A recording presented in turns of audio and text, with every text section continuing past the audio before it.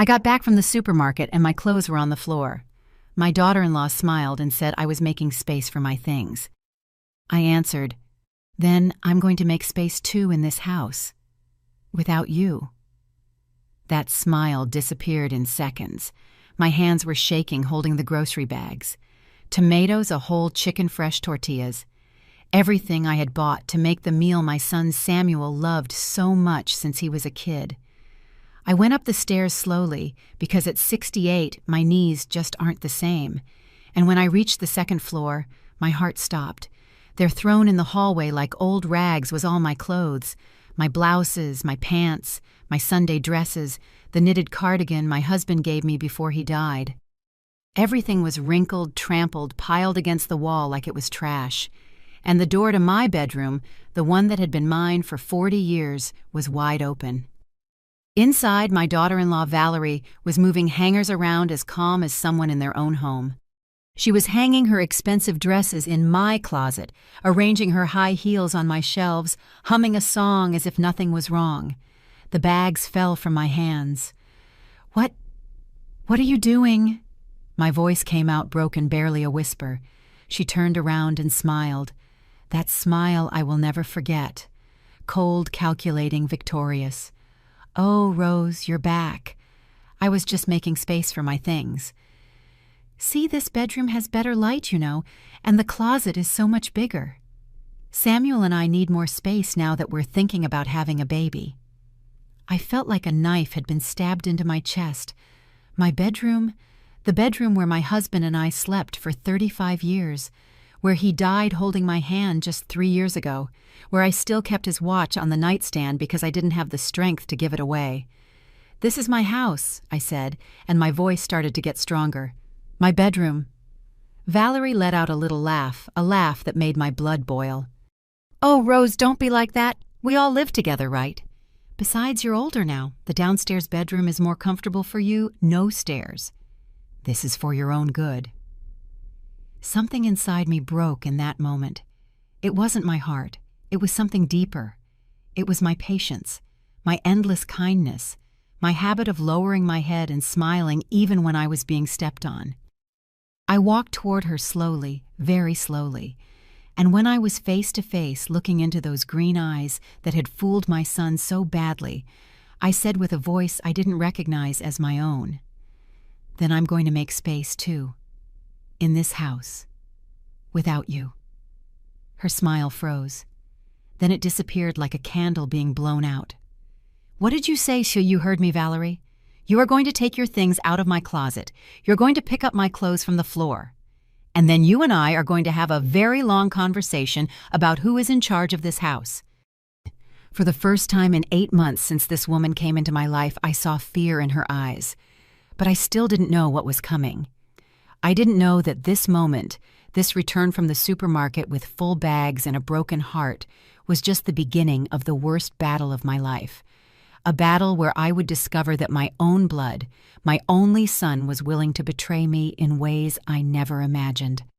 If you want to know how a mother can lose everything and get back her dignity, subscribe and stay until the end of this story, because what's coming will break your soul and then fill you with hope. But first I need to tell you how I got to that moment, how I let things get so far. And believe me when I tell you that every woman listening will recognize something of her own story in mine, because we all at some point have loved someone so much that we forgot to love ourselves. I met Valerie on a Tuesday in April 2 years ago. Samuel came home earlier than usual with that nervous smile he's had since he was a boy when he wanted to ask me for something important. He had a woman on his arm, tall, thin, with perfectly straight hair and long red nails. "Mom, this is Valerie," my son said, his eyes shining. She's very special to me." I was making chili, the good kind I make with the Texas chocolate from the farmer's market. I wiped my hands on my apron and extended my hand to greet her. Valerie just kissed both my cheeks, those fake kisses that barely touch the skin, and smiled, showing perfectly white teeth. "Mrs. Rose, so nice to finally meet you. Samuel talks about you so much. And what a cozy house." The word cozy sounded like she really meant old, but I ignored it. I wanted my son to be happy. He had been single for 3 years after breaking up with Patricia, that sweet girl who was studying nursing and who I foolishly thought would be my daughter-in-law. During that first meal, Valerie barely touched the chili. She said she was watching her diet for an event. She talked a lot about her job at a marketing agency, about the important clients she managed, her trips to Miami and Vegas. Samuel looked at her like she was an angel sent from heaven. I wanted to believe it, I really did. The months passed. Samuel started coming to Sunday dinners less often. When he did come, it was always with Valerie, and she always had an excuse not to stay long. We have a dinner with her bosses. We need to look at some apartments. We're supposed to see my parents. And then one night in December, Samuel arrived unannounced. He knelt in front of me in the living room where I was knitting a sweater while watching my show and said, "Mom, I'm getting married." I proposed to Valerie and she said yes. My heart skipped a beat. Happiness mixed with something I couldn't identify then, something that tightened in my stomach. "Son, that's wonderful," I said, and I hugged him tight. "Your father would be so proud. I want it to be a beautiful wedding, Mom, like the one you two had. Valerie deserves the best." And that's where it all began. The planning of that wedding cost me my savings. Valerie wanted the ballroom at the Grand Hotel. She wanted 300 guests. She wanted imported flowers and a dress from a boutique in Beverly Hills. Her family, as Samuel explained to me with some embarrassment, was going through a complicated time and couldn't contribute much. "How much do you need, son?" I asked one afternoon while we were having coffee in my kitchen. Samuel looked at his cup. He wouldn't look me in the eye. "About $18,000, Mom. I have $9,000 saved, but with the down payment on the apartment we're looking at, I can't cover everything." $18,000. Almost half of what my husband and I had saved over 30 years of work. Him as an accountant, me giving sewing classes at home. Money we kept for emergencies for my old age to leave something for Samuel when we were gone. "It's okay," I said. "It's your wedding. Your father would have wanted it to be special." I saw my son's face light up.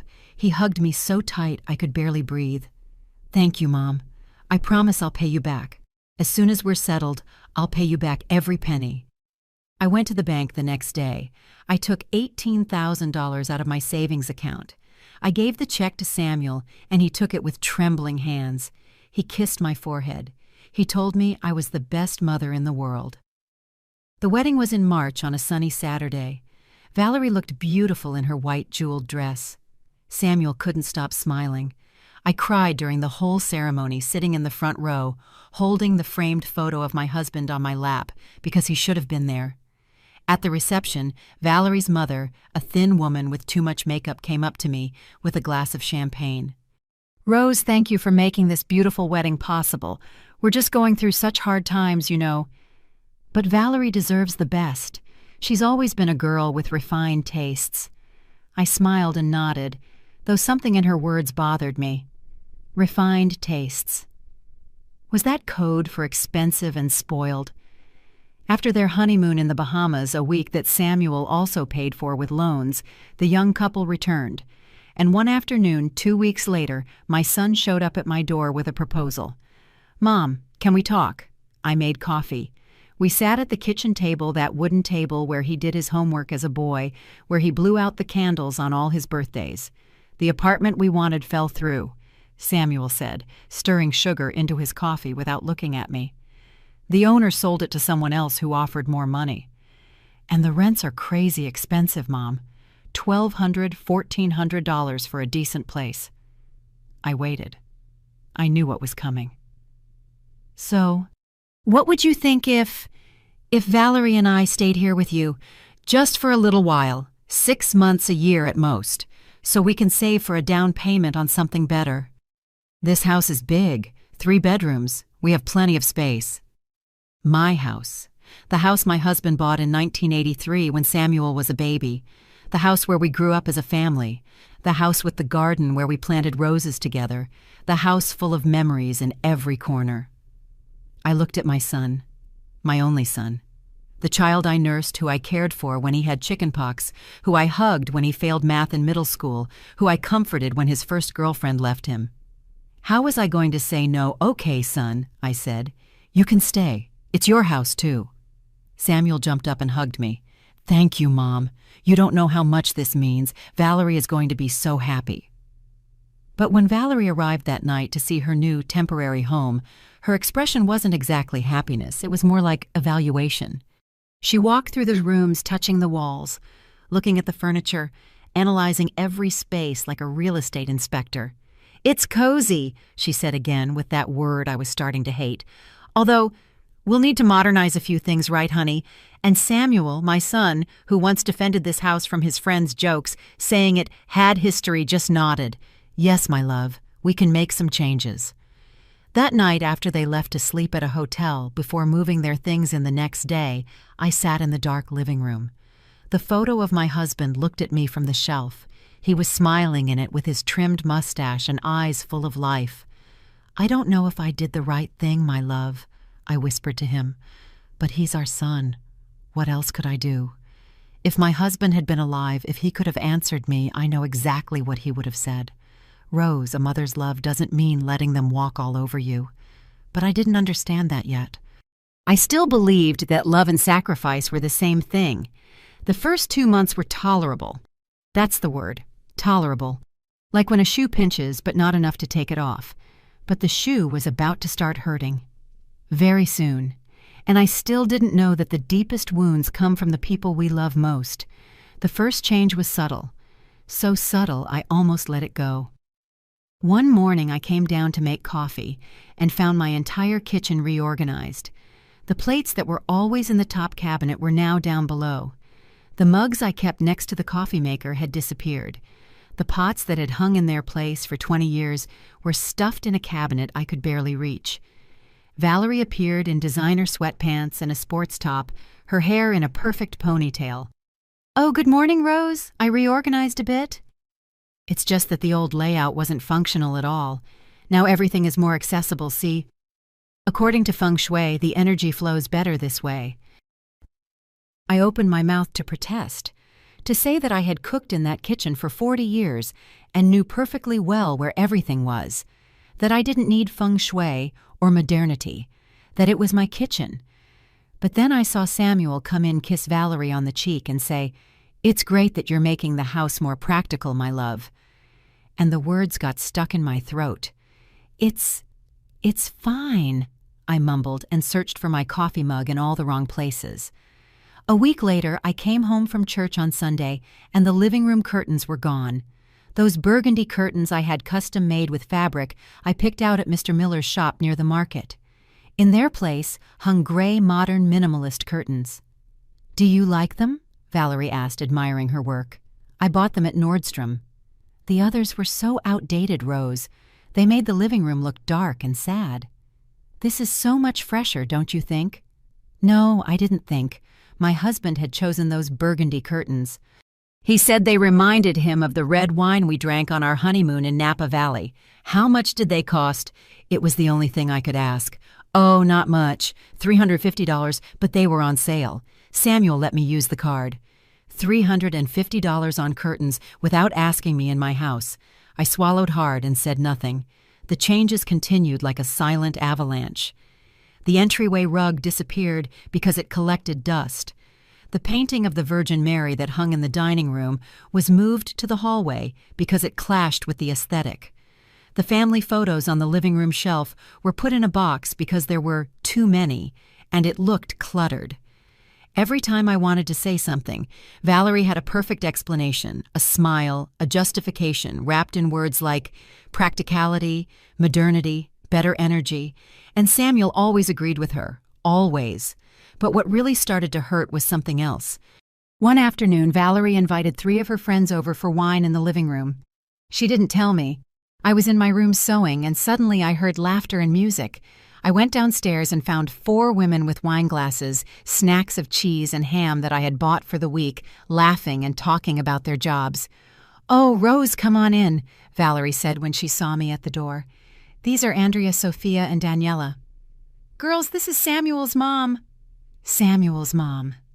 Not even the owner of the house or my mother-in-law, just Samuel's mom, as if I were another piece of furniture. "Nice to meet you," I said, forcing a smile. "Oh, what a lovely house you have, Valerie," one of them said, a woman with designer glasses. "I love how you've decorated it." How she decorated it, as if it were hers, as if I hadn't lived there for 40 years. "Want some wine, Rose?" Valerie offered. It was my wine from my cellar in my living room, but I felt like a guest asking for permission. "No, thank you, I'm going upstairs." I went up the stairs, feeling the laughter resume below. I heard one of them say, "You're so lucky to live in such a big house rent-free," and Valerie's laugh crystal clear and satisfied. I couldn't sleep that night. But the worst hadn't arrived yet. The worst came on a Tuesday afternoon. I went into my bedroom looking for my pearl necklace, the one my husband gave me for our 25th anniversary. I always kept it in the blue velvet box in the top drawer of my dresser. It wasn't there. I looked in all the drawers. Nothing. My heart started to beat fast. That necklace was worth over $1,500, but its sentimental value was priceless. I ran downstairs. "Valerie, have you seen my pearl necklace?" She was painting her nails in the dining room with cotton balls and colorful bottles scattered all over the table. "Which necklace?" "The pearls, my white pearl necklace. It's always on my dresser." "Oh, yeah," she said with total casualness. "I lent it out." My blood ran cold. "You lent it out?" "Yeah, for my cousin's wedding. She needed something elegant, and I remembered you had that pretty necklace." "Don't worry, she'll give it back next week." "Valerie," my voice was shaking, "that necklace was a gift from my husband. It's not for lending." She stopped painting her nails and looked at me as if I were a dramatic child. "Oh, Rose, don't be so dramatic. It's just a necklace. My cousin will take care of it. Besides, you never wear it. It was just sitting there collecting dust." "Because it's a memory," I exploded. "You can't just take my things without permission." At that moment, Samuel walked in from the street with his briefcase and a tired face. "What's going on here?" Valerie immediately stood up, her eyes filling with tears. I didn't even know she could cry that fast. "Your mom is yelling at me, just for lending a necklace to my cousin. I just wanted to be nice and share something pretty, but she's treating me like I'm a thief." My son looked at me, and in his eyes, I saw something that broke my soul. Disappointment. "Mom, it's just a necklace. Valerie will get it back." "Samuel, that necklace was from your father. He gave it to me. It's not just a necklace." "I know, Mom, but Valerie didn't know. It's not a big deal. We live together, we share things, right?" Share. That word burned me. "No, son, we don't share, because this is my house, and those are my things." The silence that followed was thick, uncomfortable. Samuel exchanged a look with Valerie, a look I couldn't decipher, but that made me feel like a stranger in my own home. "It's fine, Mom," my son finally said in a tired voice. "Valerie will tell her cousin to return the necklace. Happy. I wasn't happy, I was broken, but I nodded." Valerie stomped up the stairs, clearly offended. Samuel looked at me, one more time shook his head and followed her.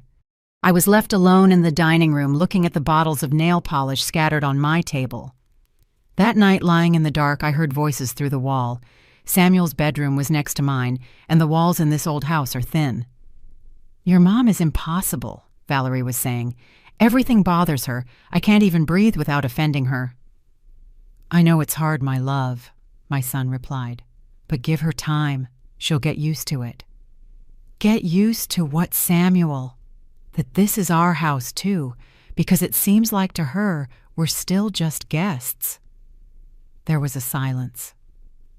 "Sometimes I think," Valerie continued, her voice sounding carefully fragile, "that it would be better if we had our own space, without having to ask for permission for everything, without feeling like I'm invading." "We will, my love. We just need to save a bit more. And what if," Valerie paused, "what if this house was ours? Completely, I mean. Your mom is older now, Samuel. Someday—" "Well, someday it's going to be yours anyway, and we could take better care of it. Do the remodeling it needs." My heart stopped beating. "Valerie, I can't ask my mom for that." "I'm not saying ask her. I'm just saying, think about the future. Our children, when we have them? Are they going to grow up sharing a house with their grandmother with no space of their own? I waited. I waited for my son to defend my place, to say that this was my house and that I had the right to live in it until my last day. But what he said was, "You're right. I'll think of something." I closed my eyes tightly. The tears rolled down my cheeks and wet the pillow. And there in the darkness, I understood something terrible. I had opened my house, my space, my refuge to people who didn't see a temporary home. They saw a property, a prize, something to be taken. And I had been too blind, too good, too much of a mother to see it. But the real pain, the one that was going to destroy me completely, was still on its way. The following weeks were like living in a house I no longer recognized. And the worst part is, I started to feel like I was the intruder. One Friday night, Valerie and Samuel organized a dinner party. They didn't tell me until that afternoon, when I had already made chicken soup for the three of us. "Oh, Mom, don't worry about cooking," Samuel said, tying his tie in front of the hallway mirror. "Some colleagues from Valerie's work are coming over. She already ordered Japanese food." "How many people are coming?" "Like 8. 8 people, in my dining room, without anyone asking me." "Samuel, I already cooked. I made your favorite soup." My son sighed as if I were an annoying child. "Mom, just save it for tomorrow. Today is important. Valerie's boss is coming and we need to make a good impression." Make a good impression? In my house, with food they ordered. While my soup got cold on the stove. When the guests arrived, I retreated to my bedroom, but hunger forced me to go downstairs around 9 o'clock. I just needed a glass of water. The scene I found in my dining room left me breathless. 8 people were laughing and drinking wine around the table. Plates of sushi, sashimi, and rolls covered the tablecloth. Empty wine bottles were already on the kitchen counter. And at the head of the table, where my husband always sat, where I set his place for a year after his death because I couldn't accept he was gone, there sat a burly man in an expensive suit, Valerie's boss, in my husband's place. No one noticed when I entered the kitchen. I took a glass, filled it with water, with trembling hands, and as I was about to leave, I heard Valerie's voice. "Oh, that's just Rose, Samuel's mom. She lives with us." She lives with us. As if I were the one crashing here, as if this wasn't the house my husband bought with 30 years of hard work. One of the women smiled at me with pity. "That's so sweet that you take care of your mom, Samuel. Not all sons do that. Take care of me." As if I were a burden, an invalid old woman who needed charity. I climbed the stairs feeling like each step weighed 1,000 pounds. Locked in my room with the untouched glass of water on my nightstand, I cried until I fell asleep. But that wasn't the worst part. The worst part came on a Tuesday morning. I went down early to make coffee and found the kitchen was a disaster. Dirty plates, glasses with leftover drinks, the sink full of dishes from the previous night's dinner. Another one of their gatherings that I didn't even go down for anymore. I started washing, because it was my habit, because I couldn't see my kitchen like that, because even though it hurt to admit it, it was still my house, and I needed to keep it decent. Valerie appeared at 10 in silk pajamas, yawning. "Good morning, Rose. Oh, thanks for doing the dishes. You're a sweetheart." I didn't answer. I just kept washing. "By the way," she continued, pouring herself a glass of orange juice that I had squeezed, "some people are coming today to give us an estimate for remodeling the kitchen. Samuel and I thought it would be good to modernize it. This furniture is so old." I dropped the plate I was washing. Luckily, it didn't break. "Remodel my kitchen." "Well, we live here too, right? And this kitchen is so dark, so outdated. We want to put in white cabinets, a breakfast bar, get rid of that old pantry." "My husband made that pantry with his own hands," I said, and my voice sounded dangerously low. "Yes, but its time has passed, Rose. Things aren't eternal. You have to renovate." Renovate? She wanted to renovate my husband's memories. She wanted to erase every trace of the life we built. "You are not touching this kitchen," I said. Valerie raised a perfectly drawn eyebrow. "It's not your decision. Samuel already gave the okay. It's his house, too, remember." And she walked out of the kitchen with her glass of juice, leaving me shaking with rage. When Samuel came home that night, I was waiting for him in the living room. "Son, we need to talk." He dropped his briefcase with a tired sigh. He didn't even ask how I was anymore. "What is it, Mom?" "Valerie says you're going to remodel the kitchen, without consulting me." "Mom, we just want to improve the house, make it more functional." "It's my house, Samuel. The one your father and I bought, the one we took care of for 40 years. My son rubbed his face with his hands. "Yes, it's your house, but Valerie and I live here too, and we need to feel comfortable. Can't you compromise a little? Can't you think about us too? Think about them." I had paid for their wedding. I had opened my home to them. I cooked, I cleaned, I washed while they went out and spent money at restaurants and on trips. "All I do is think about you, Samuel, ever since you were born." "Well, it doesn't show," he said, and his words were like knives. "Because every time Valerie tries to do something nice, you complain. Every time we want to improve something, you object. It's like you want us to keep living in the 80s. I was speechless. My son, my baby, was talking to me as if I were an obstacle. "You know what, Mom? Sometimes Valerie is right. This house is too big for you alone, and we need our space. Maybe you should think about, I don't know, moving into something smaller. An apartment. Something easier to maintain at your age." The world stopped. "Are you asking me to leave my own home?" "No, Mom, it's not that. I'm just saying, we would all be happier with our own spaces." Valerie appeared on the stairs at that exact moment, as if she had been waiting for her cue. "Samuel is right, Rose. It's not healthy for us to live like this with so much tension. You deserve your peace, and we need to really start our married life, build our home." "Build their home? In my house. Then leave," I said. "If you need your space, go find it, but not in my house." "Mom, don't be like that." Samuel raised his voice. "We're trying to find a solution." "The only solution is one that respects that this is my house, that I decided to open my doors to help you. But you have turned my generosity into abuse." Valerie let out a sharp laugh. "Abuse. Helping to clean and modernize this house is abuse. Bringing life to a place that looked like a museum is abuse." "That's enough!" I screamed, and even I was surprised by the force in my voice. "I want you out of my house." The silence that followed was deafening. Samuel looked at me with an expression I had never seen, coldness, contempt, as if I were a stranger. "Fine, Mom, if that's what you want. But remember this when you're all alone in this huge house, when you have no one. Remember that you're the one who kicked us out." And they went up the stairs together, leaving me trembling in the living room. I didn't sleep that night. I sat by my bedroom window looking at the empty street, wondering how it had come to this. How had my son become a stranger?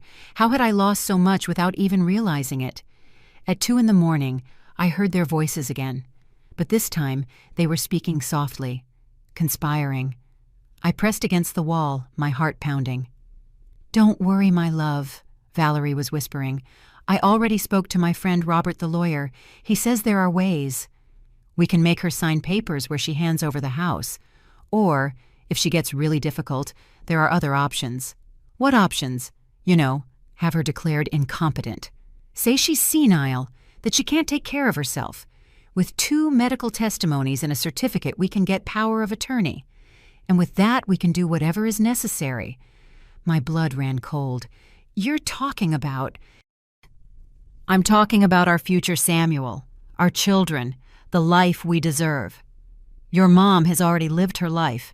It's our turn." I waited. I waited for my son to say no, that it was crazy, that he would never do something like that. But what he said was, "And how much would that process cost?" Valerie smiled. I couldn't see her, but I could feel her smile through the wall. "Robert owes me a favor. He'd give us a special price, about $3,000. The deed to the house is in her name. Would it really work?" Robert says yes. Once we have power of attorney, we can say she needs special care. A nursing home, for example. And to pay for that home, we sell the house. Or we transfer it to your name to protect it. There are several ways, all legal. My son was quiet for a long moment, a moment where I prayed, begged, pleaded with heaven for him to say no. "Okay," he whispered finally. "Call Robert. Let's see what we can do." Something inside me died in that moment. It wasn't my heart because it was still beating painfully hard. It was something deeper. It was my illusion, my faith that blood was thicker than money, my belief that I had raised a good man. I moved away from the wall and sat on my bed shaking from head to toe. My own son wanted to rob me, to take my house, declare me crazy, lock me in a nursing home, and take the only thing I had left of my life with his father. And I had been so stupid, so blind, so much the good mother that I never saw the betrayal coming. But I wasn't going to be stupid anymore. I wasn't going to be blind anymore. And even if it hurt me to my very soul, I was going to fight back. Because if my husband taught me one thing before he died, it was this: Rose, never let anyone, not even with the best intentions, take away your dignity. It was time to get mine back. I woke up with swollen eyes, but with something new shining in my chest. Determination. I didn't say anything to them during breakfast. Samuel came down late, drank his coffee standing up while checking his phone. He didn't even look at me. Valerie appeared perfectly made up, smelling of expensive perfume, and announced she was going shopping. "I need a new dress for the dinner on Saturday," she said, grabbing the car keys.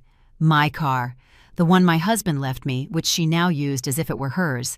I watched them leave one after the other. The house fell silent. And then I let myself cry, really cry. Not those silent sobs in the night, but deep, racking sobs that shook my whole body. I cried for my husband who wasn't there to protect me. I cried for the son I had lost without even realizing it. I cried for the fool I was believing that love was enough. But I didn't cry for long, because I had to be strong. I had to think. I dried my tears and went to the study, the small room where my husband kept his important documents. The deed to the house should be in the safe. I opened it with trembling hands. The combination was our anniversary date, and I took out all the papers. Deed to the house, in my name. Rose M. Salazar, my husband's will, everything to me. And after my death to Samuel, investment certificates, the savings that were left, $89,000. And then I found something that froze my blood, a document I didn't remember signing, a loan application from the National Bank for $45,000, with my house as collateral.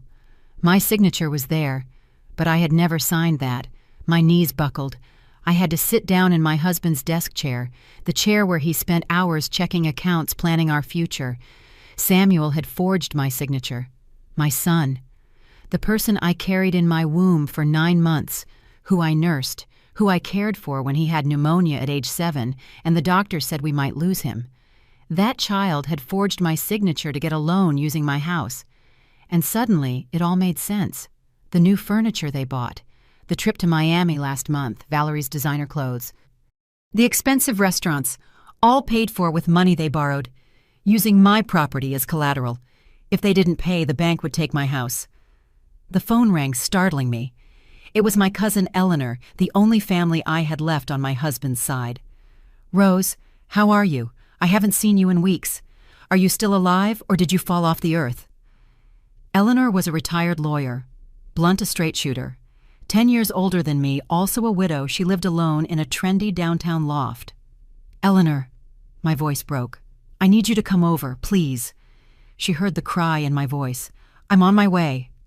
She arrived in 40 minutes. When I opened the door, she saw my face and walked right in. She hugged me tight like my mom used to when I was little. "Tell me everything," she said. And I told her. I told her about Valerie, the changes in the house, the humiliations, the conversation I heard in the middle of the night. I showed her the loan document.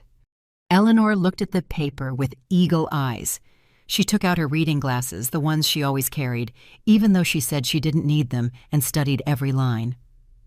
"This signature is fake," she said finally. "I know your signature, Rose. This was done by someone who copied it, but it's not you. Look here, the R is different, and the last name has a slant you never do. What can I do?" Eleanor took off her glasses and looked at me with that seriousness I'd known since we were kids.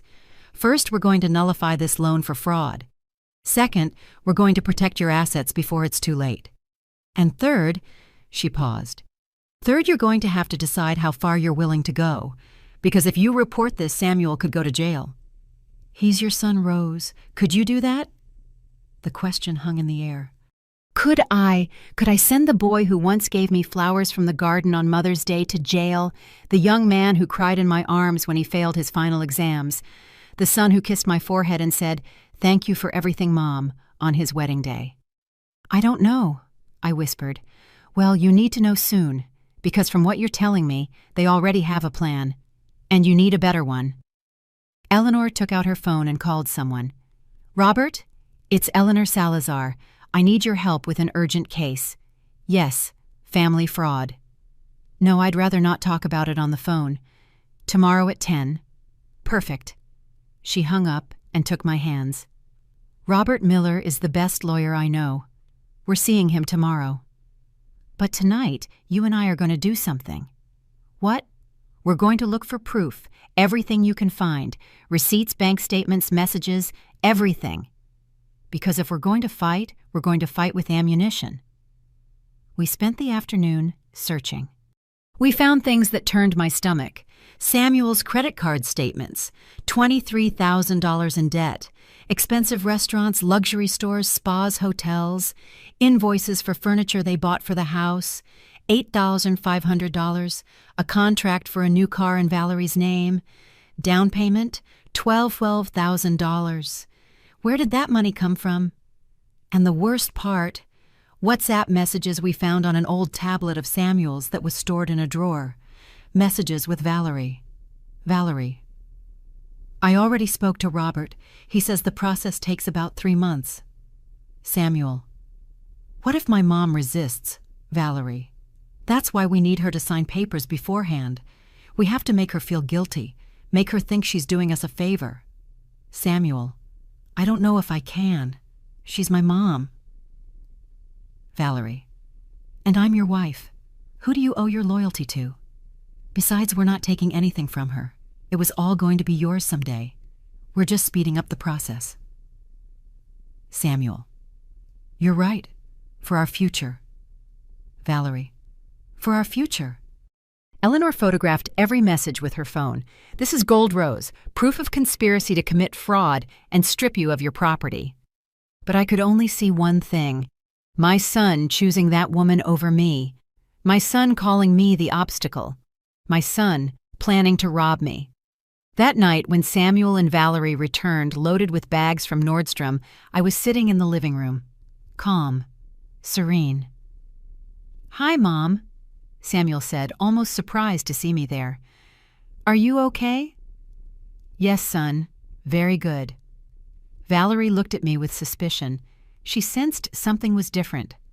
Well, we're going upstairs. I'm tired, she said, pulling Samuel by the arm. I watched them go up, and when they were gone, I took out my phone and sent a message to Eleanor. I'm ready. We're going to fight. The reply came immediately. That's my girl. Tomorrow your comeback begins. I went to sleep that night with a strange sense of peace. I was no longer the victim. I was no longer the naive mother who let herself be trampled. I was a woman who was going to defend what was hers. And Valerie and Samuel had no idea what kind of storm was coming for them. Because if I've learned anything in 68 years of life, it's this: still waters are the most dangerous. And I had been still quiet and patient for far too long. But when still waters get stirred up, they become a tsunami. And the tsunami was about to hit. At 9 the next morning, Eleanor arrived in her car. An old Nissan, but immaculate, just like her. She carried a leather briefcase and that serious expression she used when she was going to court. Ready, she asked. Ready. I left a note for Samuel in the kitchen. Went out with Eleanor, back this afternoon. Short. No explanations. Let them wonder. Robert Miller's office was in a downtown high-rise, an old building with a grilled elevator. His office was small but full of books. A man in his 60s with a gray mustache and intelligent eyes received us with coffee. Eleanor gave me the overview, he said, sitting across from us. But I need you to tell me everything, Mrs. Rose, with details. And I told him, again. But this time I didn't cry. This time I spoke with clarity, with data, with dates. Mr. Miller took notes in a yellow legal pad. Occasionally, he would nod. When I finished, he took off his glasses and looked at me with something resembling admiration. Mrs. Rose, what they are doing to you has several legal names: fraud, forgery, dispossession, conspiracy. Your son could face up to 12 years in prison. I felt the floor move beneath me. 12 years for forging the signature and using your property as collateral without your consent. Yes, it's a serious crime. But there's more. He opened his briefcase and took out a laptop. With your permission, I'm going to do a little research. Can you give me your daughter-in-law's full name? Valerie Rivers. His fingers flew across the keyboard. Eleanor and I waited in silence. The wall clock ticked off the seconds like heartbeats. Here we are, he said finally. Valerie Rivers, age 29. And she has... interesting. What? She has a very problematic credit history. 3 credit cards canceled for non-payment. A consolidated debt of $32,000 with one bank, and a pending civil lawsuit from a former landlord for damages to a rental property, $4,000. I was breathless. And her family. The lawyer kept digging. Her father, Gerald Rivers, owned a wine distribution company. It went bankrupt 2 years ago. He currently faces 3 lawsuits from suppliers for unpaid bills. The mother, Sandra Rivers, has no registered employment. They live in a rented house in a suburb. It all fit together like a sick puzzle. Valerie wasn't the successful woman she claimed to be. She was a woman in debt from a broken family who saw my son and my house as a way out. There's more, the lawyer continued. I found something curious. Valerie was engaged 3 years ago to a businessman from Dallas, Richard Blackstone. The engagement was broken off abruptly. According to a note in a society column, he accused her of stealing money from his account. Eleanor let out a low whistle. She's a professional gold digger. It seems so, Mr. Miller confirmed, and your son, forgive my frankness, fell right into the trap. My poor Samuel, my naive son who always believed the best in people, who fell in love with his eyes closed, who had been manipulated by a woman who only saw dollar signs where there should have been love. What can I do? I asked, and my voice sounded firmer than I expected. The lawyer leaned back in his chair. You have several options. Option 1, file a criminal complaint for fraud. The process would be long, painful, and your son would go to trial. If found guilty, jail time. Option 2, confront them with the evidence and negotiate. Force them to return the money, nullify the loan, and get them out of your house with a notarized agreement. No jail, but with consequences. And the house is it safe? Right now, no. That loan is a ticking time bomb. If it's not paid, the bank can start foreclosure proceedings. But we can nullify it by proving the signature is fake. We'd need a handwriting expert, but I have one I trust. $500, 2 weeks max. Do it, I said without thinking. Perfect. I also recommend you transfer your savings to a new account, one they don't know about, and change your will immediately.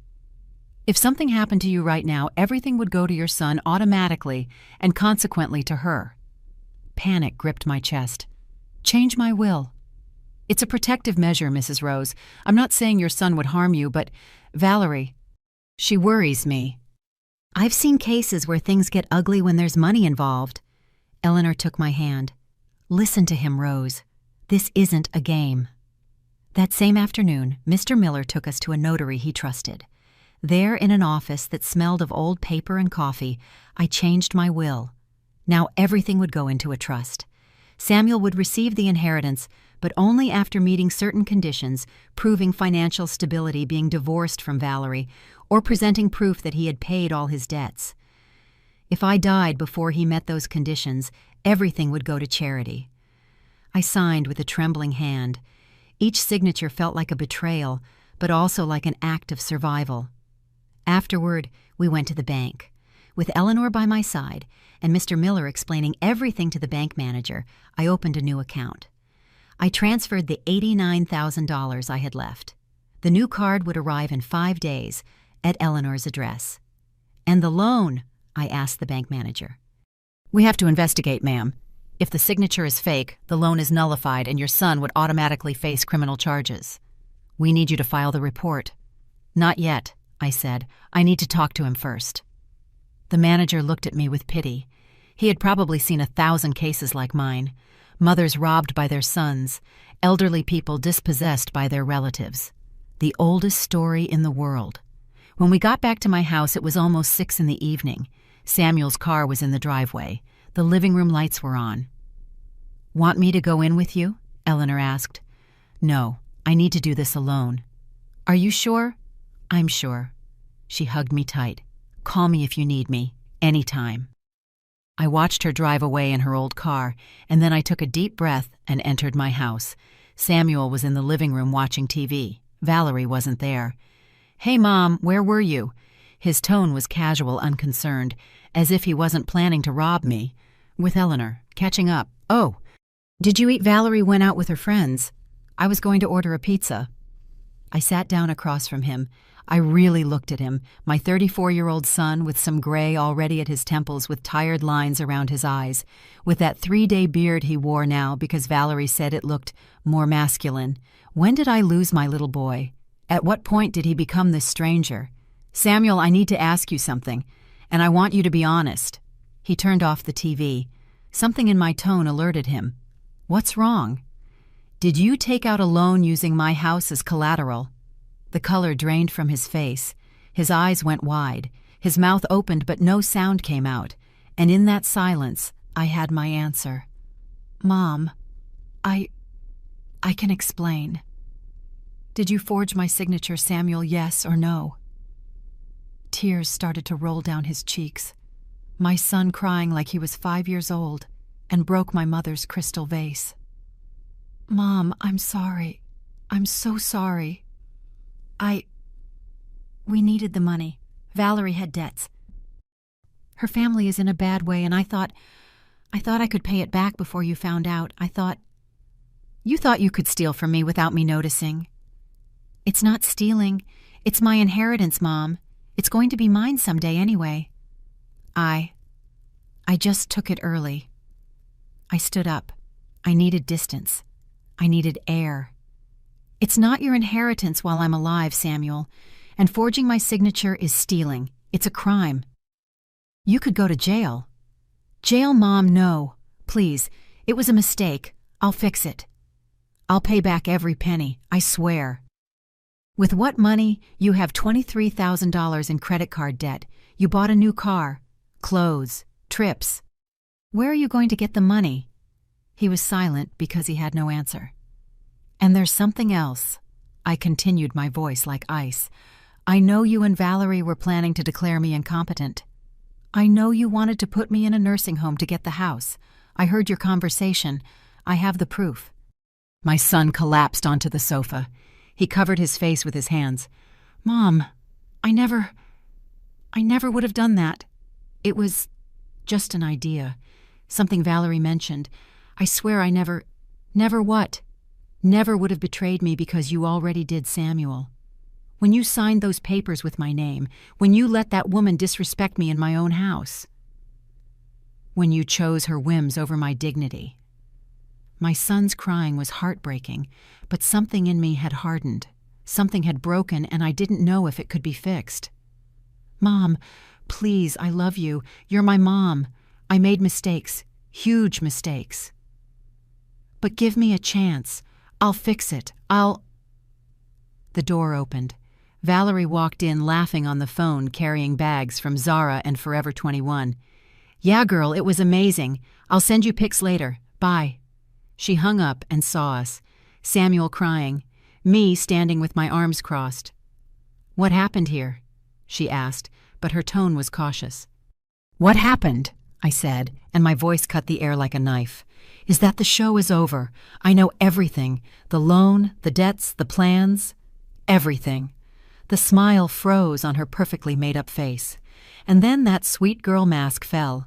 Her eyes turned hard cold, calculating. "Well," she said, dropping the bags on the floor, "it's about time."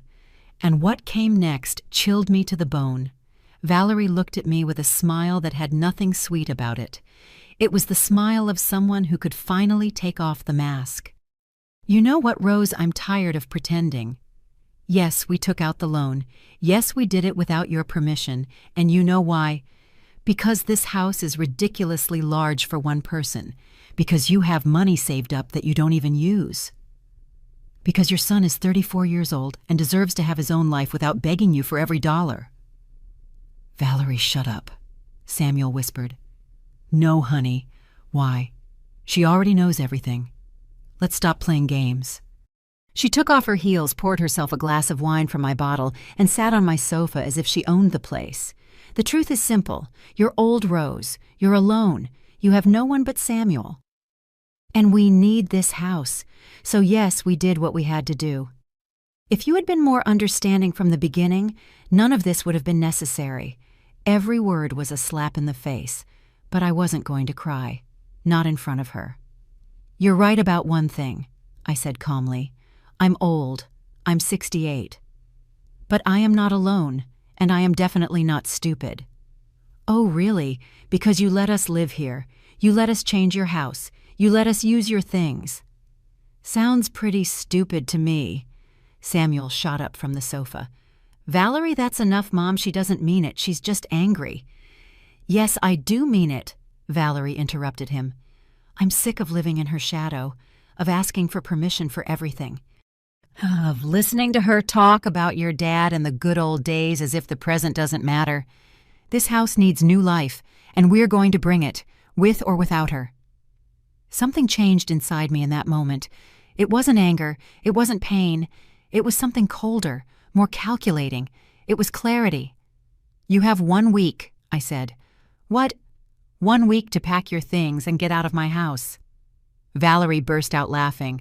"Or what? You'll kick us out. Samuel is your son. He has rights. This house will be his someday." "Not if I don't want it to be," I answered. "I changed my will this afternoon.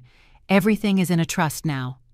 Samuel will only receive his inheritance if he meets certain conditions. And as long as I am alive, this house is mine, and you are just guests. Guests who have overstayed their welcome." Valerie's face turned red. "You did what? You can't do that." "I already did, and I also moved my savings to a new account, so don't bother looking." As Samuel looked at me, his eyes wide. "Mom, why would you do that?" "Because I heard your plan, son. The plan to declare me incompetent, to put me in a nursing home, to take my house while I die alone in some room smelling of disinfectant and stale food. Mom, I never—" "But you thought about it. You considered it, and that's enough."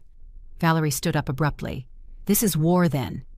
You know what Robert can get medical witnesses to say you're senile, that you're not in your right mind. We can invalidate everything you signed today. Try it," I said, and my voice was steel. "But while you're doing that, I'll be reporting the loan fraud, with handwriting experts, with the bank, with the police. And Samuel will go to jail. Is that what you want for your husband?" The silence fell like a tombstone. Valerie stared at me with pure hatred. Samuel was pale, shaking. 7 days, I repeated. "If you're not gone, I call the police and file the charges. You decide." I went up the stairs without looking back. My legs were shaking, but I didn't stop until I reached my bedroom. I locked the door, and then only then I let myself tremble. I sat on the bed and the tears came. But they weren't tears of sadness. They were tears of rage, of liberation, of a strength I never knew I had. The next few days were strange. Valerie and Samuel barely spoke to me. They ate out. They came home late. I didn't speak to them either, but I wasn't idle. Every morning after they left, I acted, with precision, with intelligence. I called Mr. Miller. The handwriting expert had already analyzed the signature. Confirmed. It was a forgery. The official report would be ready in 3 days. I contacted the bank. We scheduled a meeting to present the evidence. If all went well, the loan would be nullified and the bank would press charges automatically, unless I objected. That was my ace in the hole. I could save Samuel from jail. But he didn't know that. Eleanor came over every day. We'd have coffee in the kitchen and review the plan. "Are you sure you want to see this through to the end?" she asked me one Wednesday. "I'm not sure of anything, Eleanor, but I know I can't keep being the victim." "Good, Because victims don't win, warriors do. On Thursday, while I was reviewing papers in the study, I found something that chilled my blood. A real estate brochure with handwritten notes, Valerie's handwriting. House in Beverly Hills, 4 bedrooms, $580,000. With sale of Rose's house, $420,000 approx. Need loan for $160,000. Doable. Talk to Robert about how to force the sale. I photographed the paper with my phone. More proof. They didn't just want my house. They already had plans to sell it. To force me to sell it so they could buy something better. On Friday, a package arrived for me. It was my new bank card. At Eleanor's address, as we had agreed. I went to her place to pick it up. Everything is protected now, she said. Your savings, your will, the evidence. Now all that's left is the final blow, which is confronting them with everything in front of witnesses. Make them sign an agreement or face jail. Whenever you say. That night in my bedroom, I took out the rosary my mother gave me for my first communion. I hadn't prayed with it in years. The beads were cold in my fingers. I prayed, not for revenge, not for justice. I prayed for strength, for clarity, for wisdom to know what to do about my own son, because a part of me still loved him, the part that remembered the 5-year-old boy who brought me flowers, the teenager who hugged me after nightmares, the young man who cried on my shoulder when his father died. But another part, the new part that was being born, knew that love didn't mean letting yourself be destroyed. On Saturday morning, I made a decision. I went down to the kitchen where Samuel was drinking coffee. Alone. Valerie was still asleep. Son, I need you to listen. He looked up at me with swollen eyes. He hadn't been sleeping well either. Mom, listen to me first. Next Wednesday, I'm organizing a meeting. You, Valerie, my lawyer, and a notary. We are going to sign an agreement. What kind of agreement? One where you both renounce any claim on this house. Where you commit to paying me back in installments, we can agree on what you spent from the fraudulent loan. And where you leave this house. If you sign, I don't press charges. If you don't sign the following Monday, I go to the bank and the police. And you will go to jail, Samuel. My son dropped his mug. The coffee spilled all over the table. Mom, you can't. Yes, I can. And I will. But I'm giving you a way out, a chance to fix this without completely destroying your life. What if Valerie doesn't agree? Then you'll have to choose, son, between your wife and your freedom. I left him there cleaning up the spilled coffee with shaking hands. I went up to my room and called Mr. Miller. Robert, it's time. Prepare everything for Wednesday. Are you sure, Mrs. Rose? Completely. I hung up and looked at myself in the mirror. The woman looking back at me wasn't the same one from a month ago. She had dark circles. She had lost weight. But her eyes were shining with something I hadn't seen in years. Determination, strength, dignity. My husband had taught me to be strong, but I had forgotten that lesson somewhere along the way. At some point I confused love with submission, generosity with weakness, but not anymore.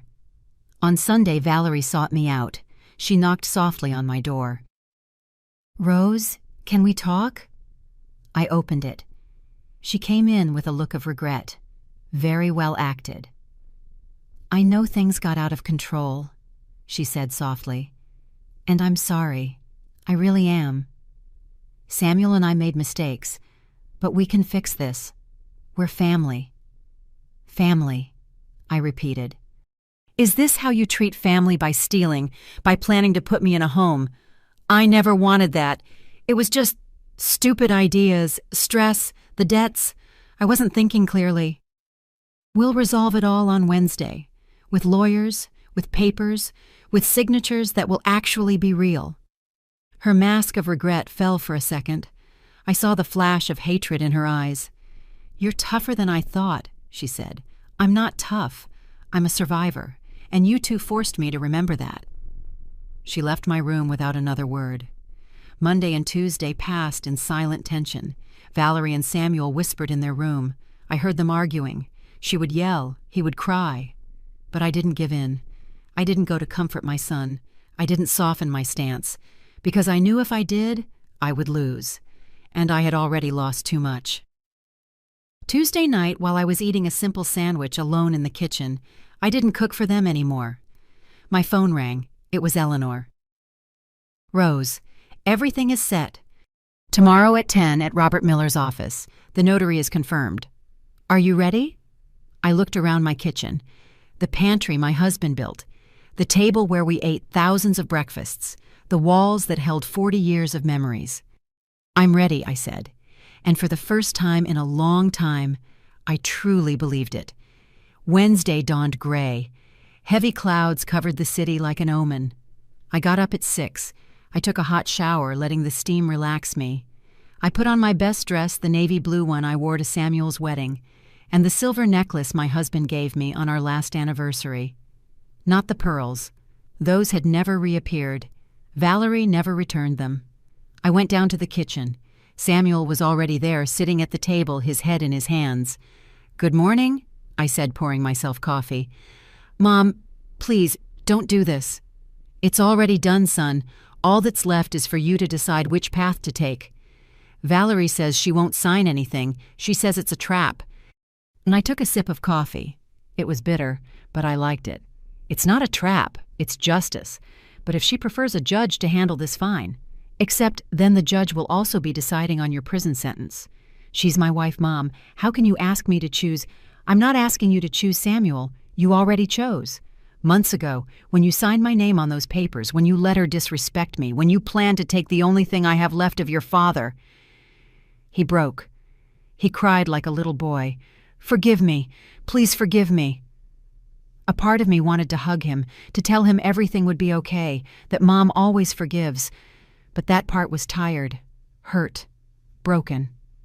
"I do forgive you, son, but consequences aren't erased by forgiveness. They're erased by actions." At 9:30, Eleanor came to get me. She was wearing a gray pantsuit and that intimidating lawyer look. "How are you?" she asked. Scared, but firm. "That's all you need." Samuel followed us in his car. Valerie was in the passenger seat wearing dark sunglasses, her face a mask of contained fury. Robert Miller's office was set up like a hearing room. A long table, chairs on each side, Mr. Miller at the head. Next to him a notary, an older gentleman with glasses and a briefcase, and another man I didn't know. "Mrs. Rose, this is Mr. Ramos from the bank," Mr. Miller introduced. "He's here as a witness for the institution." I nodded. My heart was beating so hard I thought everyone could hear it. Samuel and Valerie entered. She was wearing high heels and a black dress that made her look like she was going to a funeral. Maybe it was appropriate. Something was going to die today. "Please sit," Mr. Miller instructed. We sat, me on one side with Eleanor, them on the other. The table between us felt like a chasm. "All right," Mr. Miller began, opening his briefcase. "We are here to resolve a very delicate situation. Mrs. Rose Salazar, do you confirm that your son Samuel Salazar forged your signature to obtain a $45,000 loan using your property as collateral?" "I confirm it." Mr. Miller took out documents and placed them on the table. The loan, the handwriting analysis, photographic comparisons of the signatures. The certified expert confirms the signature is a forgery. The bank is prepared to nullify the loan and press criminal charges for fraud. This would mean 6 to 12 years in prison for Mr. Salazar. Valerie clenched her fists. Samuel closed his eyes. "However," Mr. Miller continued, "Mrs. Rose is willing to not press charges if an agreement is reached. This agreement includes 3 points. 1, a total renunciation of any claims on Mrs. Rose's property. 2, a commitment to repay the debt in monthly payments of $500 for 5 years. 3, immediate vacating of the property with a maximum deadline of 7 days. "This is ridiculous," Valerie exploded. "We're not signing that. It's extortion." "It's not extortion, ma'am," the notary chimed in, his voice tired. "It's a legal option. The alternative is the criminal process. And believe me, judges are not kind when it comes to fraud against the elderly. She's not some helpless old person. Look at her. She's trapping us. This is revenge. Revenge." My voice was stronger than I expected. Revenge for protecting what's mine, for not letting myself be robbed. Call it whatever you want, Valerie, but I'm within my rights. Samuel, say something, she pleaded with my son. He was staring at the documents, at the proof of his betrayal. How long do we have to decide? He asked in a broken voice. Today, Mr. Miller answered. If you don't sign Mrs. Rose files the criminal complaint tomorrow. And once that process begins, there's no turning back. Valerie shot up. I need to talk to my husband, alone. The lawyer pointed to a small office next door. They went in and closed the door. Eleanor took my hand under the table. You're doing great, she whispered, but I didn't feel great. I felt like I was killing something. I didn't know if it was the past, or my illusions, or my relationship with my son. But something was dying, and I was the one holding the blade. 10 minutes later, they came out. Valerie's eyes were red. Samuel was ghost white. They sat down. I have a counteroffer, Valerie said, her voice like ice. We sign the agreement, we leave. But we also want you to give us $20,000 for a down payment on an apartment. Consider it compensation. The room was completely silent. Compensation? I repeated, incredulous. For what? For everything. For the time we've been here. For the stress. No, I said simply. Then we don't sign, Valerie shot back. And we'll let the judge decide. Samuel will go to jail, yes, but you'll be left without a son. Forever. Is that what you want, to be alone in that huge house knowing you sent your only child to rot in prison?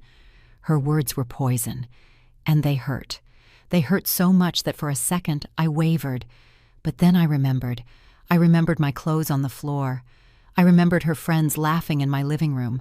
I remembered the words, "She lives with us," as if I were the guest. I remembered the plan to declare me incompetent. I remembered 40 years of effort, of love, of building something they wanted to destroy. No, I repeated firmer, not one more dollar. You either sign the agreement or we'll see each other in court. Valerie looked at Samuel, looking for support, looking for him to beg me. My son looked me in the eyes, and in his, I saw everything. The child he was, the man he is, and the stranger he had become. Mom, he whispered, would you really do this to me? Would you really send me to jail? You sent yourself when you forged my signature. I am just defending myself. Answer the question, would you? The moment stretched. Everyone waited for my answer, and I knew this was the real question, the only one that mattered. Did I love my son enough to save him from the consequences of his actions? Or did I love myself enough to not let myself be destroyed? Yes, I said finally, I would. Because I am no longer the mother who forgives everything. I am now a woman who defends herself. And if that means losing you, son, then so be it. Samuel crumbled. He literally folded over the table and sobbed. Sobbed like I hadn't seen him sob since his father died. Valerie looked at him with contempt. And right there, I saw it. I saw her calculating, measuring, deciding that a crying homeless man was of no use to her. Give me the pen, she said, full of rage. Let's sign this and get it over with. The notary prepared the documents, 3 copies. Mr. Miller reviewed them line by line before handing them over. Read carefully before you sign, he warned.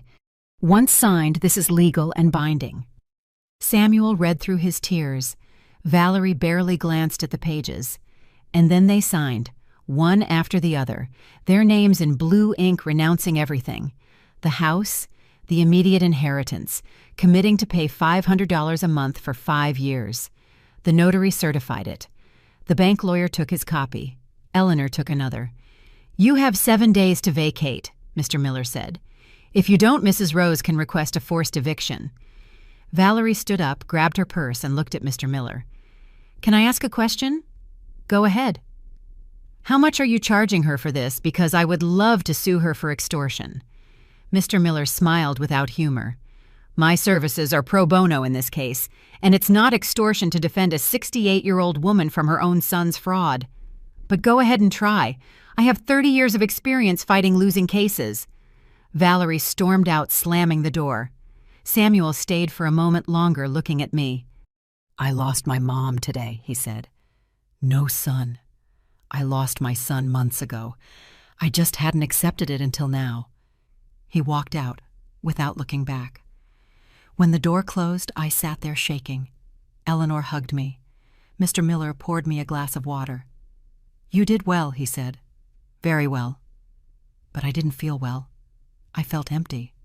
Victorious, but destroyed. Free, but alone. "Now what?" I asked.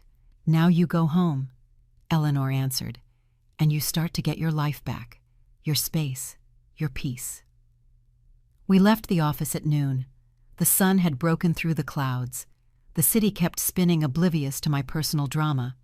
In the car, Eleanor drove in silence, until she said, "You know what the bravest thing you did today was?" "What?" "You loved yourself more than you loved your guilt." Those words broke me. I cried the whole way home. I cried for my lost son, for the relationship we would never have again, for the innocence that had died. But I also cried with relief.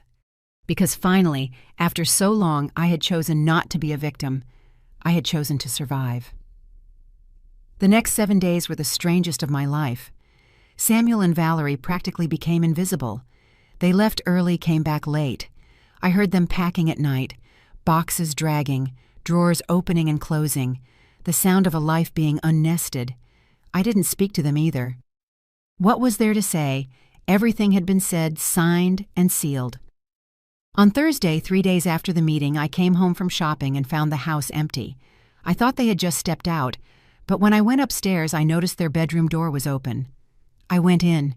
The room was half-packed, clothes everywhere, open suitcases, and on the bed, tossed like trash, was a photograph. I got closer.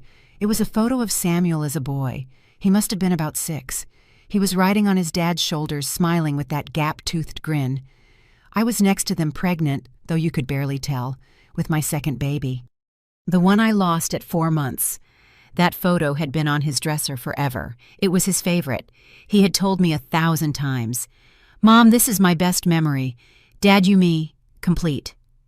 And now, here it was, discarded among dirty clothes and boxes. I picked it up with trembling hands. The frame was broken. The glass was cracked as if it had been thrown in anger. I sat on that bed that had been theirs for months, holding the photo, and something inside me shifted again. It wasn't pain anymore. It was understanding. My son had chosen, and he had chosen wrong.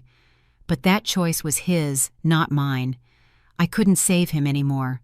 I could only save myself. On Saturday morning, the 6th day, the doorbell rang. I opened it to find a moving truck outside. 2 burly men were waiting. Samuel came out of the house with a box. "They're here to take our things," he said, not looking me in the eye. "Okay." For 3 hours, I watched them take everything out. The furniture they had bought, the new TV, the boxes of their clothes. Valerie's car pulled out of the garage where my husband kept his car for 30 years. Valerie supervised everything, wearing sunglasses, her face bitter. She didn't greet me. She didn't even look at me. But when the truck was full and the men were waiting to leave, Samuel approached me. We were on the front porch, the same porch where I photographed him on his first day of school, where I waited for him 1,000 nights when he was out with friends, where I held him when his father died. "Mom," he said, and his voice was pure pain. "Is this really how it's going to end?" "This is how you decided it would, son. I made mistakes, horrible mistakes, but I'm still your son. Doesn't that count for anything?" I looked at this man in front of me, tall with his father's features, but with something broken in his eyes. "You will always be my son, Samuel, but you can no longer be my responsibility, or my vulnerability. You betrayed my trust. You forged my signature. You planned to take my home. How can you expect us to go back to what we were? By giving me a chance, time, forgiveness. I forgave you when I signed that agreement and didn't press charges. You could be in jail right now. That was my forgiveness. But trust, That is earned, and it's going to take a lot more than words. How long? How many years until I can call you again, visit, be your son again? I don't know, Samuel. I really don't know. Valerie honked the horn from the car. Your wife is waiting, I said. He looked back, at that woman who had led him down the wrong path, and then he looked at me. I chose wrong, didn't I? Yes. Is there any way to fix it? There's always a way to fix things, but not today, not tomorrow. Maybe in a long time, when you prove that you've really changed, that you're not the man who signed my name on those papers. Valerie honked again, more insistent. Samuel took a step toward me. For a moment I thought he would hug me, but he just stopped his arms halfway, not daring. I love you, Mom. I love you too, son. That's why I had to do this. He got in the car. Valerie sped off before he even closed the door properly. The moving truck followed. I stood on the porch watching them go, watching them disappear around the corner, watching my son leave my life, maybe forever. And then for the first time in months, I felt something strange. Peace. I went inside the house, our home, my husband's and mine, and I walked through every room. The kitchen no longer had those modern dishes or the expensive pots or the smell of Valerie's perfume. The living room no longer had her clothes thrown around or her fashion magazines or her friends laughing at my life. My bedroom was still mine with no threat of being taken. It was as if the house could breathe again, as if the walls sighed in relief. That afternoon, Eleanor called. How are you? I don't know, good, bad, empty, free, all at once. That's normal. You just fought the hardest battle of your life, and you won. It doesn't feel like a victory, because it's not victory. It's survival, and that's more important. What do I do now, Eleanor? Now you live. You take back your house. You take back yourself, and you let time heal what it's supposed to heal. 3 weeks passed. Total silence from Samuel. Not a call, not a message, nothing. I rediscovered my house. I put my burgundy curtains back up. I took all the family photos out of the boxes and put them back on the shelf. I rehung the wedding portrait with my husband in the living room. Eleanor came for dinner on Sundays. She brought me donuts from Joe's bakery near her loft. We'd drink coffee and talk about everything and nothing. Have you heard from him? She asked one Sunday. Nothing. Do you know anything? I asked, trying to be casual. They're renting a small apartment, 1 bedroom, across town. Samuel is working at a mechanic's shop. He lost his old job because of, well, the loan scandal. It hurt to hear that. To think of my son doing hard labor in a tiny apartment paying for his mistakes. And Valerie, Eleanor took a sip of coffee before answering. That's the interesting part. It seems they're not together anymore. My heart skipped a beat. What? Valerie left him. 2 weeks ago. A neighbor told me you know how gossip travels. Apparently when she saw Samuel had no money, no house, no future, she was gone. Met some other guy, someone with money. I didn't feel joy, just a deep sadness for my son. And Samuel, he's alone, working, living, surviving. I couldn't sleep that night, thinking of my son in that small apartment, alone, abandoned by the woman he risked everything for. Was it enough punishment? Was it too much? When does the pain end and the forgiveness begin? The next morning my phone rang. Unknown number. Hello. Mom. Samuel's voice, broken. Mom, it's me. A lump formed in my throat. Samuel, I know I have no right to call you. I know I signed that I wouldn't bother you. But I needed to hear your voice. I needed to tell you something. I'm listening. You were right. About everything.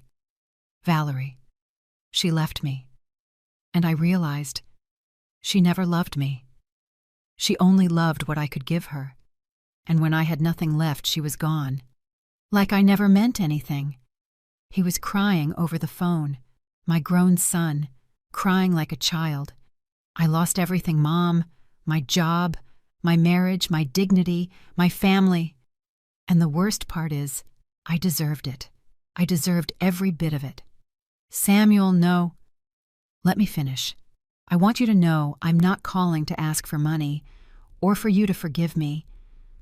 I want you to know that I get it. I understand what I did. And I'm going to spend the rest of my life trying to be the man Dad would have wanted me to be, the man you raised. I don't know if you can ever forgive me, but I needed you to know. Tears were rolling down my cheeks. Where are you, son? In a small apartment. I'm working at a garage. It's hard work, but it's honest. And every month I'm going to deposit the $500 from the agreement. I already made the first deposit. Check your account. I don't need that money, Samuel, but I need to pay it. I need to keep my word, even if it's the only thing I can do to start making things right. We were silent for a moment, a silence filled with everything we couldn't say. Can I see you someday? He asked in a small voice. Not to ask for anything, just to have a coffee, so you can see I'm trying to change. I closed my eyes.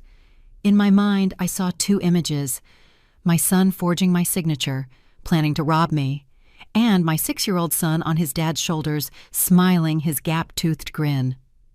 Call me in 3 months, I said finally.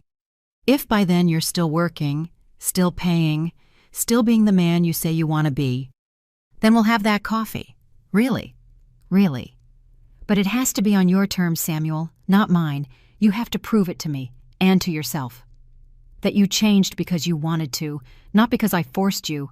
I will, Mom. I swear, I will. Take care, son. You too, Mom, and thank you for not giving up on me, even when you had to be tough. We hung up.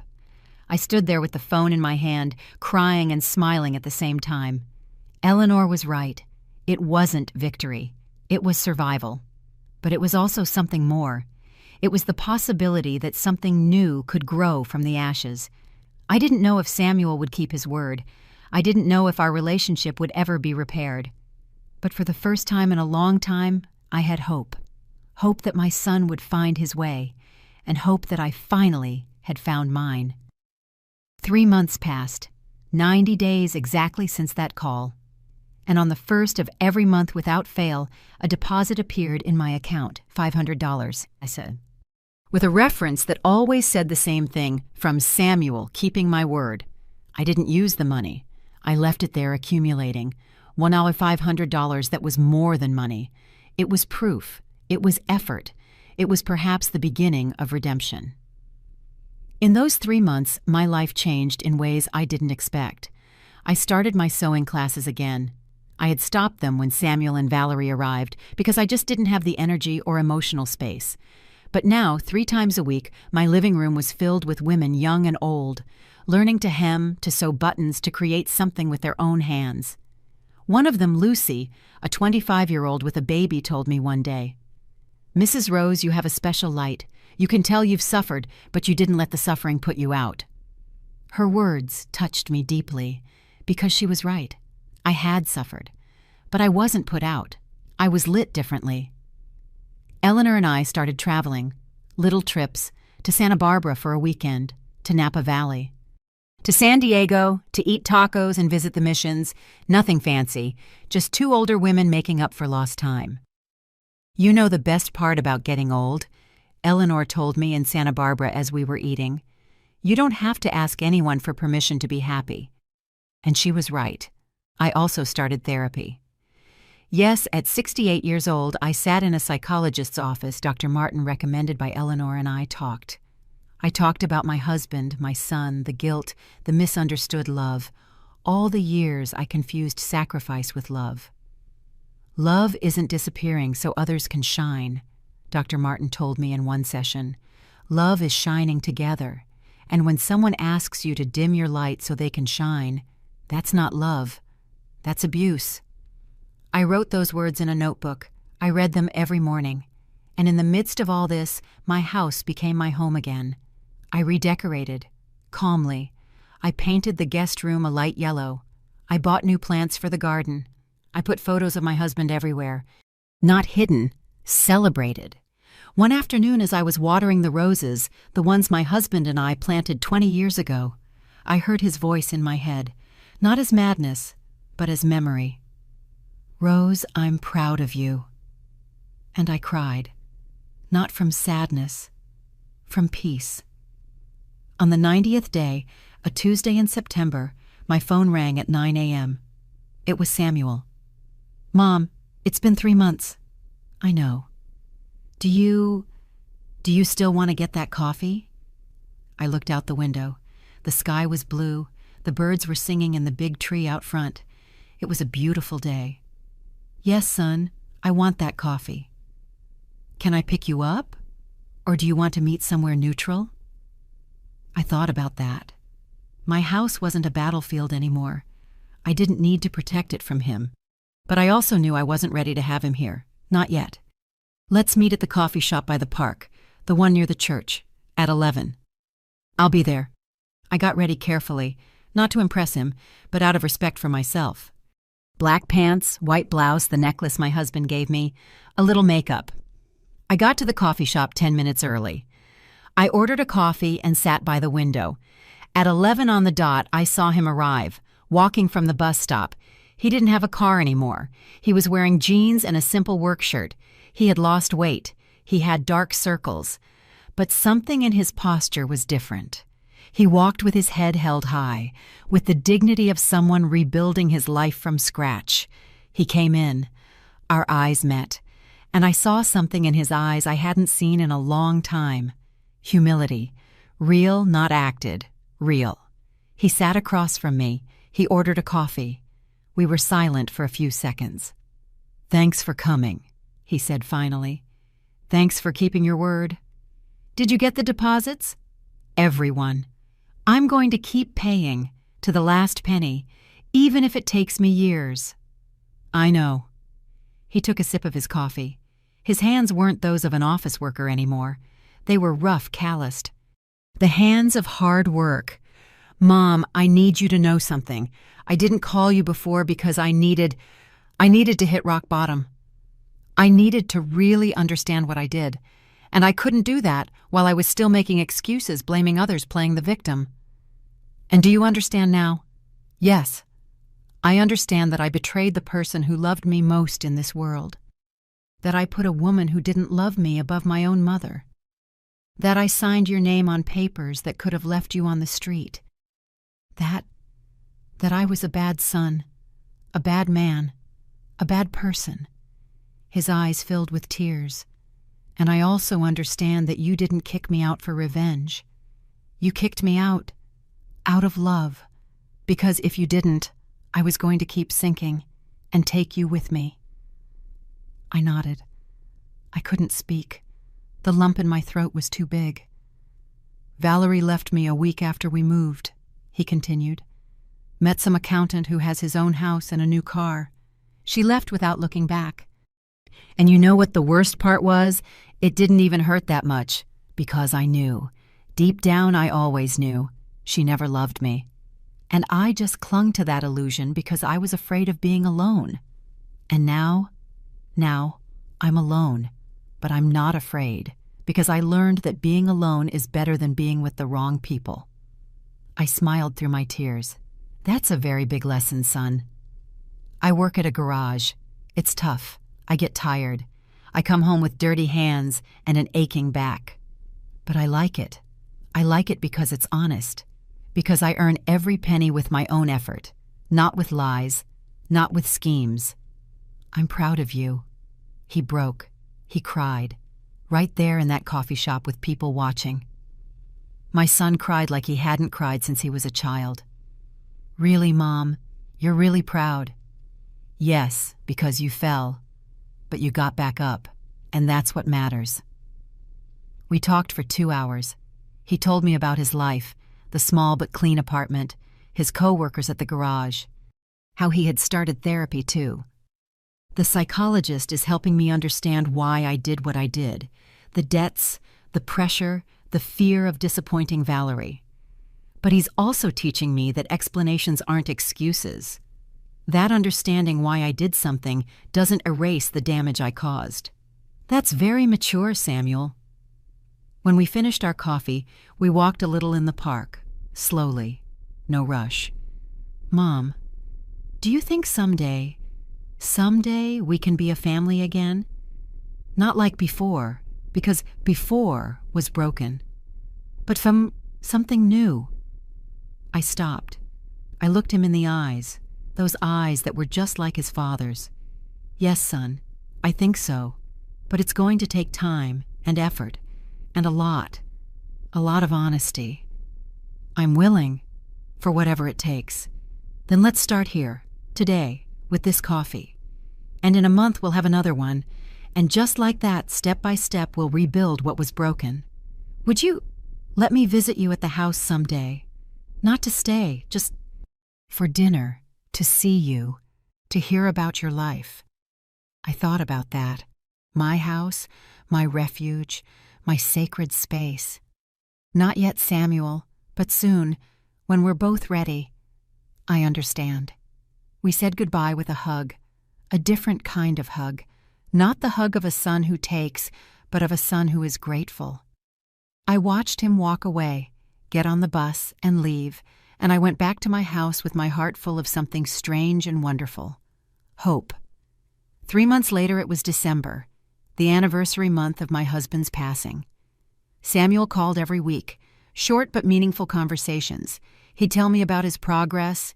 I'd tell him about my sewing classes, my trips with Eleanor, how the garden was blooming. The deposits kept coming, on time, without fail, and one day I dared. Samuel, would you like to come for dinner this Sunday? Silence on the other end. At the house. Yes, at home, I'm making your favorite soup. Mom, are you sure? I'm sure. And on Sunday, I spent the morning cooking. That chicken soup that Samuel loved since he was a kid. Handmade tortillas, red rice, beans, sweet bread for coffee. At 2 p.m, the doorbell rang. I opened the door. There was my son with a bouquet of flowers, white daisies, my favorite, and an expression between nervous and hopeful. Hi, Mom. Hi, son. Come in. He entered slowly, looking around the house as if seeing it for the first time. And in a way he was, because this was no longer the house where he had lived with Valerie. This was my house, reclaimed, redesigned, reborn. It looks beautiful, he said. It looks like it used to, when Dad was alive. Because now he is again, in a way. We ate in the dining room, the same table where thousands of family dinners had happened. But this time something was different. There was no tension. There were no lies. There were no masks. Just a mother and a son, relearning each other, forgiving each other, starting over.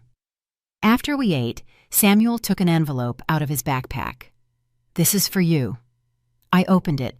Inside was $500 in cash and a handwritten letter. Mom, this month I decided to give you the payment in person because I wanted you to see that it's not just money, it's my commitment, my promise that every day I'm trying to be better. I've saved a little extra. Not much, but something. And I want you to know that my goal is to pay you back for everything I spent, every dollar, down to the last cent of the wedding you paid for, the $18,000, plus the loan, everything. I don't know how many years it will take me, but I'm going to do it, because that's the only way I can prove to you that I've truly changed. I love you, Mom, and I'm so sorry for the pain I caused you, your son Samuel. I cried reading that letter, and when I finished, I got up and hugged my son. Tight, like I hadn't hugged him in a very long time. I don't need you to pay all of that back, son. But I need to do it, for my soul, for my peace. Then I will accept it, not because I need it, but because I know you need to. We spent the afternoon together, looking at old photos, remembering his dad, laughing at stories we had forgotten.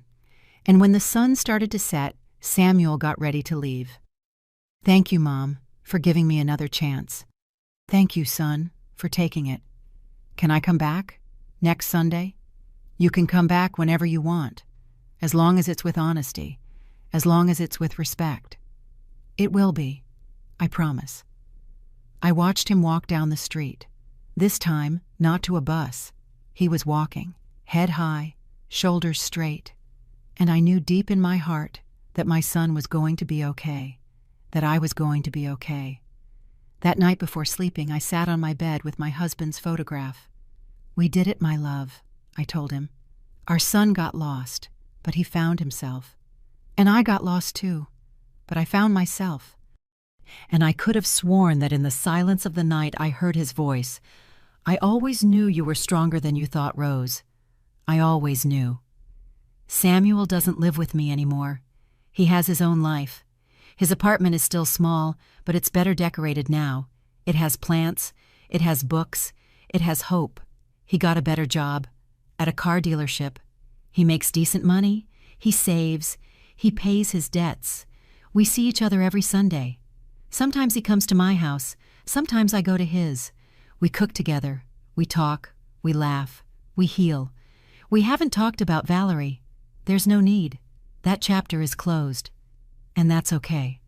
The sewing classes are still going. My house is full of life every week, of women learning, of shared stories, of coffee and laughter.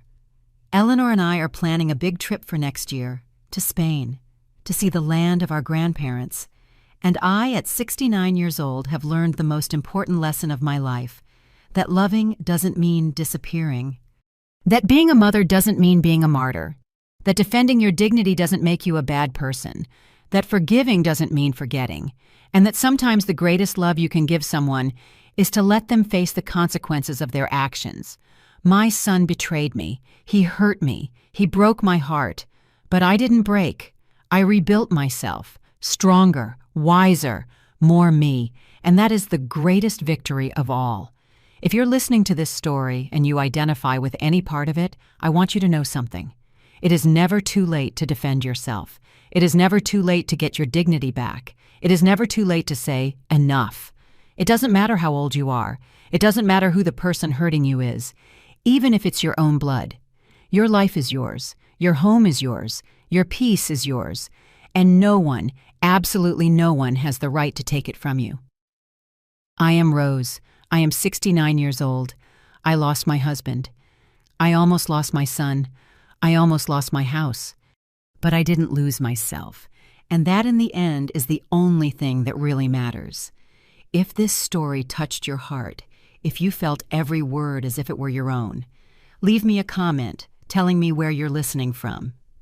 Give this video a like so more people who need to hear this can find it. And subscribe to Elderly Stories, because every week I share real stories of brave women who refuse to be victims. Remember, true love never asks you to disappear. True love invites you to shine. Until the next story, and may you never forget your worth. End.